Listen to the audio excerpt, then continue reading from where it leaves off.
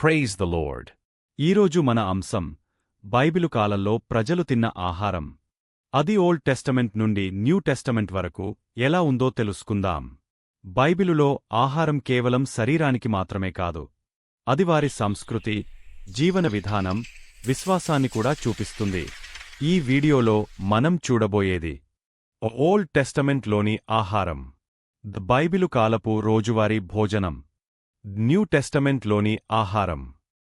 ఆహారం వెనుక ఉన్న ఆత్మీయ అర్థం. అయితే మొదలు పెడదాం. 1. ఓల్డ్ టెస్టమెంట్లో ఆహారం.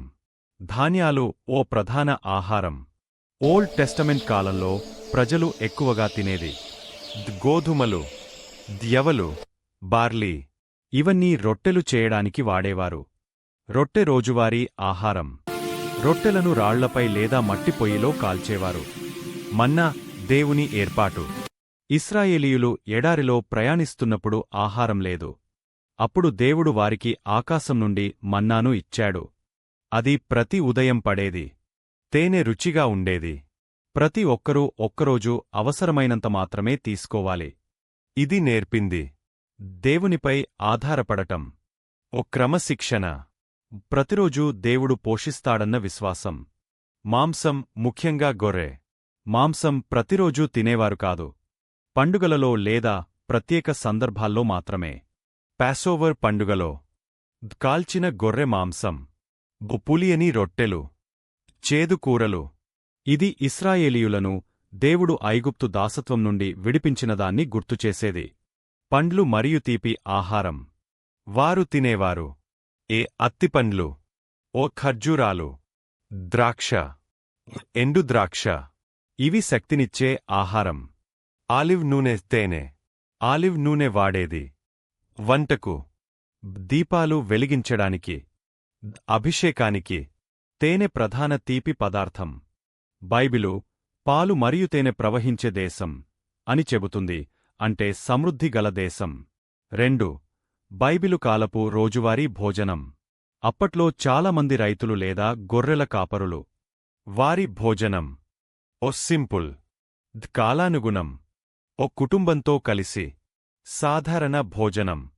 రొట్టె, నూనె, కూరగాయలు లేదా పప్పులు, మేక లేదా గొర్రెల పాలు నుండి చేసిన చీజ్. మాంసం అరుదుగా తినేవారు. ఆహారం ఎప్పుడు అతిథి సత్కారం, కుటుంబ బంధం, దేవునికి కృతజ్ఞతతో సంబంధించింది. 3. న్యూ టెస్టమెంట్లో ఆహారం. రొట్టె జీవానికి గుర్తు. రొట్టె ముఖ్యమైన ఆహారంగానే యేసు అన్నారు, నేనే జీవ రొట్టెను. అంటే రొట్టె శరీరానికి మాత్రమే కాదు, ఆత్మకు కూడా. చేపలు ఓ సాధారణ ప్రోటీన్. గలిలయ సరస్సు దగ్గర ప్రజలు ఎక్కువగా చేపలు తినేవారు. యేసు శిష్యుల్లో చాలామంది మత్స్యకారులు. యేసు 5 రొట్టెలు 2 చేపలతో 5,000 మందిని తృప్తిపరిచాడు. ఇది దేవుని శక్తిని చూపించింది. ద్రాక్షారసం, ద్రాక్ష నుండి తయారైనది. వాడేది రోజువారీ భోజనంలో, ఓ పండుగల్లో, ఆధ్యాత్మిక కార్యక్రమాల్లో.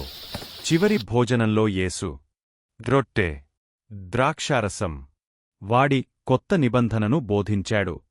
యోహాను జీవనం. యోహాను ఎడారిలో జీవించాడు.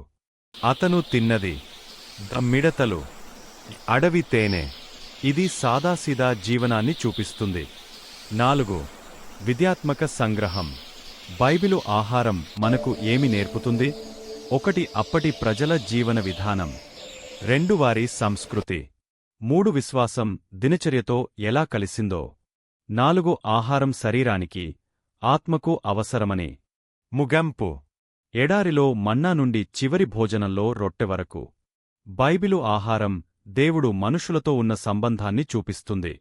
దేవుడు మన రోజువారీ జీవితాన్ని కూడా చూసుకుంటాడు. ఈ వీడియో మీకు ఉపయోగపడిందని ఆశిస్తున్నాం. లైక్ చేయండి, షేర్ చేయండి, సబ్స్క్రైబ్ చేయండి.